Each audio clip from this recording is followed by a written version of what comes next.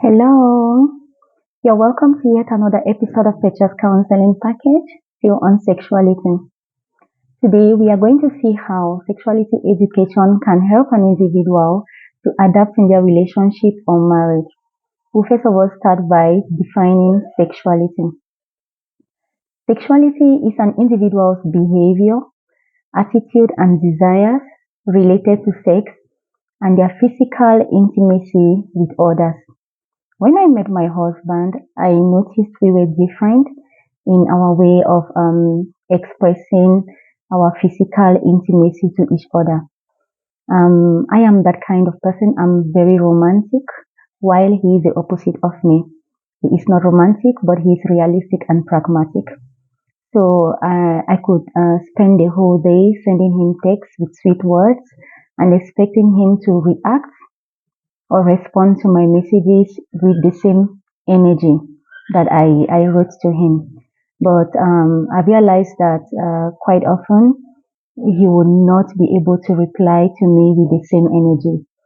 He will make efforts to reply, but not with the same energy. So I was like, oh my God, maybe he can do better.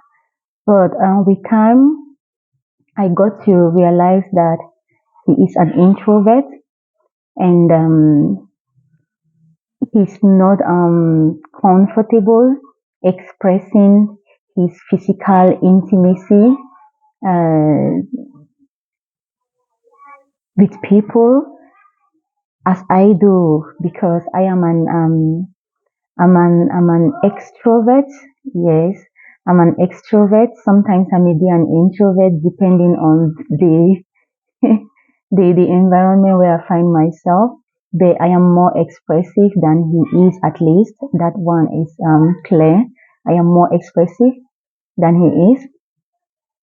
So I had to find a way to adapt by modifying my behavior because I realized I said to myself my relationship is more important than me wanting my man to respond to my romantic messages with the same energy.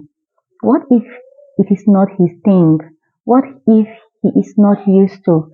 Am I not asking too much from him? And by the way, the nature of his job, professionally, his job is very demanding compared to me who just sit. I have time, I have enough time to write messages and text and all of that. Compared to him, he doesn't have that time. So I thought maybe I should be a little bit understanding and try to modify my behavior to suit his lifestyle so that we could live happily instead of trying to get upset because he's not reciprocating my energy in our discussions or when I text him. So that was how I overcame this problem, this worry, this challenge in my relationship. And I realized with time, he made me to understand that the fact that he doesn't quite often have time to respond to me in his energy, in my own, with my own energy, the same level of energy that I employ to write to him, does not mean that he doesn't care about me. He came up himself and talked about it with me. That doesn't it doesn't mean he doesn't care. It's just that first of all, it he doesn't like messaging a lot. He prefers to call, and that is true. I was yet to understand that it was not his thing to text a lot. He prefers to call, and secondly, he is very busy, very busy. His job is so demanding, so he could not really reciprocate my messages with my same energy because he really doesn't have time for that. So he tried to reassure me, and I thought it was necessary for me to understand for the sake of our relationship because I really cared about him. and he proved to me that he does also, despite the incompatibility in our way of um, responding during our messaging and all of that.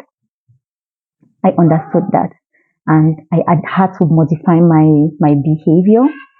And since I did that, I've noticed that I don't really get worried when I text him, telling him some sweet words, and he just replies with a sentence.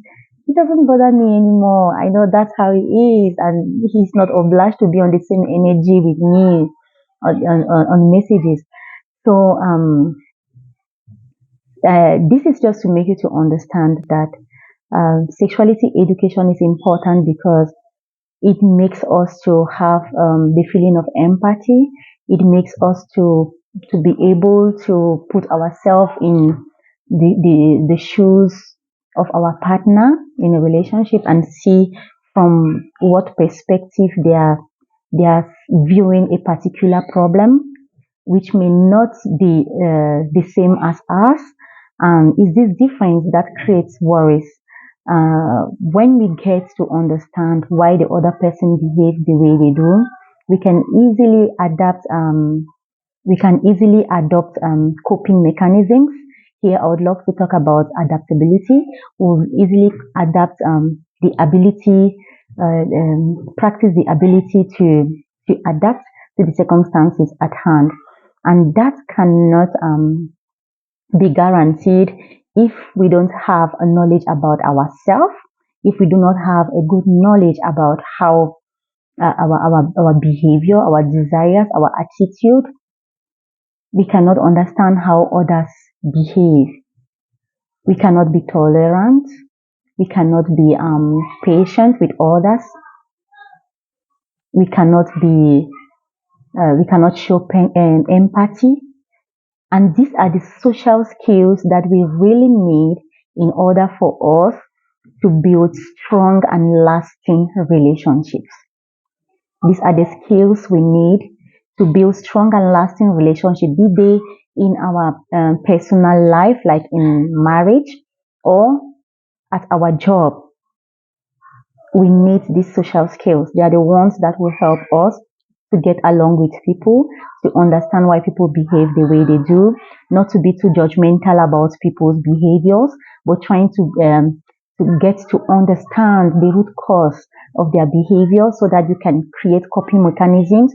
You can adapt easily in order for your relationship not to strain. Because sometimes, like in your job, you get sometimes you are obliged to work with somebody even if you don't like them, even if you don't like the way they behave, you are obliged to work with them. But now this is going to be a toxic environment. You're working with somebody that you don't feel comfortable with. Now, if you try to reverse things, try to understand yourself, understand people, why people behave the way they do, you will not take to mind a lot of things. You will minimize the way you get upset, and you will be more rational in your interaction with others, not to be judgmental, but trying to be comprehensive, try to show empathy, to understand that all of us are humans. First thing, all of us are humans, so we are not perfect. We just need to create some room for reconciliation so that we can both benefit from our relationship, be they professional or personal. Okay, so if you are just tuning into my channel,